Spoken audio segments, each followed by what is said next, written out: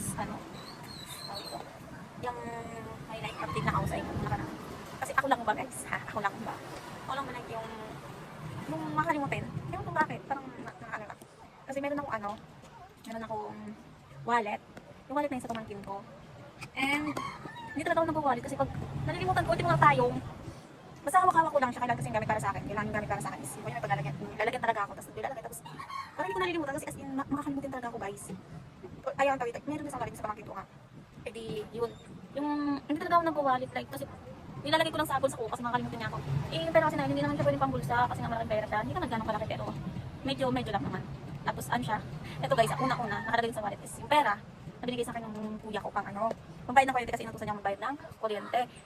Then, Sabado niya binigay sa akin, tapos Linggo, so nilalagay ko lang siya sa bulsa ko, bulsa ng short ko. Kasi wala akong paglagyan, tsaka naisip ko kasi baka mawala.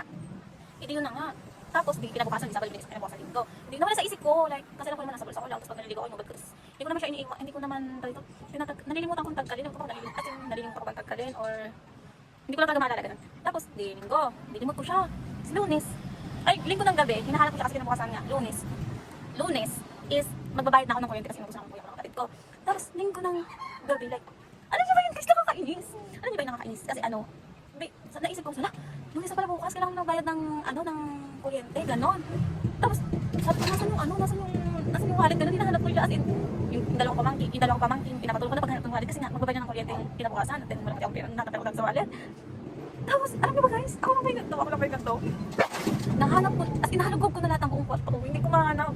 Tapos, alam niyo ba kung saan ko siya nalagay? Nakasingit dun sa may pinakagilid nung nung damitan ko, like, as in, pagod ako, hindi ko alam kung saan ko nilagay, tapos naiinsan ko kasi hindi ko siya mahanap. Tapos, kung kailan hindi mo siya hinahanap, tsaka magpapakita. Oh my gosh! Tapos ito pa ha, second time naman is yung, dito, may nag-order kasi isang pakuya kasi sa Shopee, bibigay sa akin yung pera. Tapos ngayon yung araw yung dating ng parcel. Eh kagabi lang guys, hinahanap ko kung nasaan yung wallet. What the heck? Tapos lahat ko na ulit nahalubog yung yung kwarto ko as in guys. Alam mo, nakakainis na kasi pag gawin hinahanap mo, hindi nagpapakita. Tapos kapag hindi mo siya hinahanap, ay tsaka mo makikita. Ay, nagtahik. Ako lang ba yung ganun? Nakakainis talaga. Yun lang, sure ko lang yun guys. So yun guys, order ko lang siya tiko. Tapos yung nagpa-powder lang ako, Imari, bigay sa akin ng load ako. Tapos pag yun naman ng mga powder is, pinupungod ako. Pungutin ko siya ako, pimples din ako. That's all, thank you.